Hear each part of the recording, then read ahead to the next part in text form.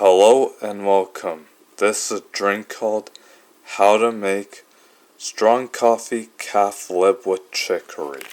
First thing you gotta do is you open up the Caf-Lib with Chicory and you put in 1 spoon of the Caf-Lib mix with Chicory and you pour the hot water into this mug. Then after that, you add the strong coffee from this carafe. And there you go. Here is your strong coffee with Caf-Lib and Chicory. Enjoy, folks, and thank you for watching.